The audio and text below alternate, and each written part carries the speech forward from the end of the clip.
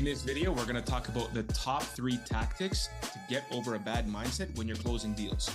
The first is going to be presence. The reason presence is super important is because if you are not there with your prospect, if you're not there with your client, if you're not paying attention to what they're saying, if you're not paying attention to all the cues that they're giving you, if you're not paying attention to the words that they're saying and the subtle but very important implications of what they're telling you and your mind is somewhere else, then you're going to miss all of the fine details that are basically going to help you know what the next step is going to be. Because if you have a framework, if you have a structure, if you have a system, that system is not going to be effectively put into place unless you do what? Unless you're right there and you're attentive, like a basketball player. They're not learning how to dribble on the court. They're not learning how to do crossovers. They're not learning how to run screens and run plays. They already know how to do all that stuff. So that being the case, if they're there thinking about what they're going to eat after the game or what happened yesterday, they're not going to notice the plays that are being run. They're not going to notice all the moves they need to make. They're not going to notice the openings. They're not going to notice all the stuff that is actually going to make the difference in being able to score points. So you need to be able to rack up the points so that way you can win the game at the end of the call. So the first point is going to be presence. If you are not present, if you're not present on the call, you're going to miss details and you're going to wonder why you're lost. You're going to say, oh, I thought I did everything the right way. Right? But you weren't right there with your prospect. So you have to do whatever it is that you need to do to put yourself in the right state, which means if you need to do push-ups beforehand to get yourself a little bit more energized, and do that. If you want to calm yourself down, maybe you want to pray, maybe you want to meditate, maybe you want to do something else, right? Another really important point here is also going to be what you've done the night before or the day before, which means, did you sleep properly? Did you eat well? Are you able to not think about the fact that you're tired, the fact that you're hungry, the fact that you didn't exercise? So you want to make sure that your ritual is down so that way you're right there present on the call. Number 2 is going to be how you handle losses. Because if you do not handle losses in the right way, they're going to affect your next call, and then your next call, and then your next call. And you're going to be building this negative momentum. This negative momentum that's going to carry through, not only through your calls, but also through your days, and then through your weeks, through your months, through your years.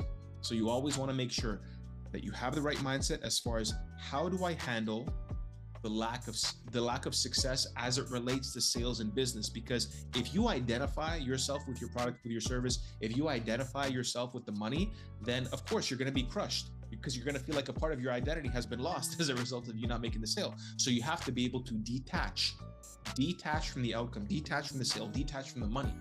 Because if you don't do that, you're going to be thinking about the end result. And because you want it so badly, if you don't get it, it's going to affect you to the point where now you're in a bad state.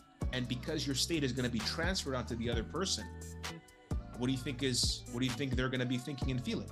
They're not going to be thinking and feeling good things because you're not in a good state. So even if you're like trying to put on an act and try to have the right tonality and the right words, they're going to feel it. It's like if you're angry, if you're sad, if you're sick.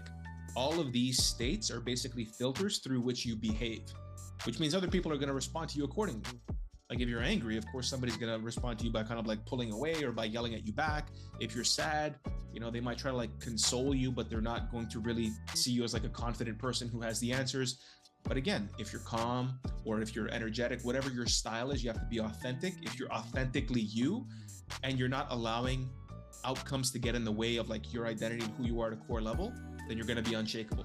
So practical tip here is to make sure as you're doing meetings, after every single meeting, take between 2 and 5 minutes, take a step away from your desk, from your computer, from wherever you are, splash some cold water on your face, have a drink of water, go to the bathroom, go outside, get some fresh air. Again, if you want to get yourself a little bit energized, do that, but you want to change your state, because if you're in a position right now and you've been kind of like building all of these feelings or emotions that led to like a bad call, then you don't want to keep yourself there. You want to do something to change yourself, change your physiology. And so by changing your physiology, what's going to happen is you're going to do like a little bit of a reset, and you're going to want to remind yourself, okay, this is my process. This is my framework, right? These are the things that I have to remember. What can I learn from this, right? That's another tip. What can I learn from what just happened? Okay, I can learn X, Y, Z. Just take one quick lesson, one super quick lesson from the call. And just remember, you're like, okay, got it, noted. Maybe you can write it down, remember it, so that way you're not bringing the baggage into your next call. Okay, that's number two. Number three is going to be fundamentally, why are you doing what you're doing? Why should they care? Why do you care? Because if you just make it about the money, if you just make it about the sale, it's going to be very unlikely that there's going to be longevity in that, especially if it's your own business, because what is the money for? So you have to think about it. Okay, is it going to be to build a family? Is it going to be to build a nonprofit organization? Is it going to be to donate to a nonprofit organization? Do you want to do community projects? Do you want to launch a different business? Do you want to get into a new industry, and you're going to have some money in order for you to make that transition? And you have to be able to have a lot of different whys. So you have to have proximate whys and also whys that are a lot further into the future. So that way you can link whatever you're doing now into what's going to happen tomorrow, next year, 2 years, 5 years, 10 years, etc. So you have to be able to have that vision that you're going to be working towards, because if you don't have that, you're going to lose your steam. You're going to lose the motivation.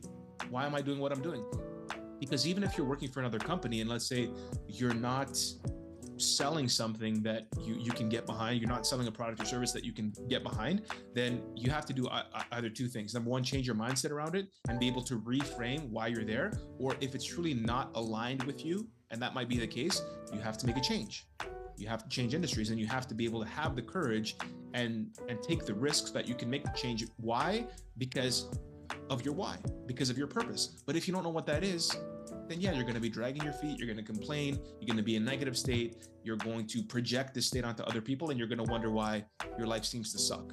It's because of what's going on in your mind, what's going on in your physiology. So make sure that you have your purpose properly laid out so you can orient yourself and make sure that whatever you're doing, you have that true north, you have that North Star. And listen, that star might change. But again, when we're talking about far into the future, you're taking steps forward, you're moving forward, you're going to push, right? You're going to push that extra mile, you're going to push that extra hour, you're going to push that extra month or that extra year. And what that means is you're going to get more experience under your belt as a result of you pushing through. So you're going to be in a better position anyway. Even if you have a purpose, that might change a little bit, but make sure that you have that vision, you have that mission, because if you don't have that, you're not going to have the motivation to keep persisting when times get rough.